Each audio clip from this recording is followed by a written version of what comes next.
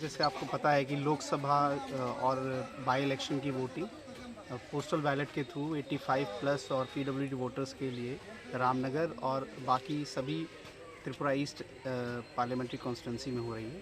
इसी के दौरान हम लोग अभी रामनगर में हैं, रामनगर के गोलचक्कर एरिया में, जहाँ पे फूलवासी सरकार जो हैं, जो एक महिला हैं 85 प्लस ऊपर, उनके वहाँ होम वोटिंग हो रही है और उन्होंने दोनों बाई इलेक्शन अथवा साथ साथ लोकसभा इलेक्शन के लिए भी अपने पोस्टल बैलेट को चुना और आज उस पोस्टल बैलेट का इस्तेमाल करके उन्होंने अपना जो मत है वो पेटी में डाल दिया है।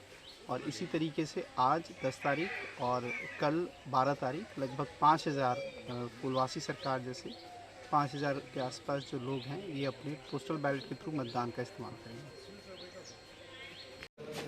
जैसे आप सभी जानते हैं, इलेक्शन को इंक्लूसिव बनाने की दृष्टि से इलेक्शन कमीशन ने 85 इयर्स से ज़्यादा उम्र के लोग और जो फिजिकली डिसेबल्ड लोग हैं, दिव्यांग जन, उनके लिए होम वोटिंग फैसिलिटी शुरू की है। गत असेंबली इलेक्शन में भी था, इस लोकसभा इलेक्शन में और जो 7 रामनगर बाई इलेक्शन है उसमें भी है।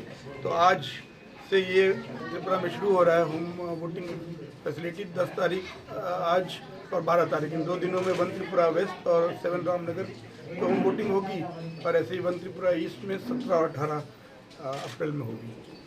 तो ये एक तरह से उद्देश्य है कि हर नागरिक यदि पोलिंग केंद्र तक नहीं जा पाएगा तो पोलिंग केंद्र तक जाकर उनका वोट देगा। हर नागरिक के वोट की वैल्यू है सर, यही चीज़ हम बताना चाहते हैं। पूरा त्रिपुरा में कितने हैं वोटर? त्रिपुरा में टोटल होम वोटर करीब 4581 है आपका त्रिपुरा 1 वेस्ट में, और उस त्रिपुरा 2 ईस्ट में 4720 के आसपास है।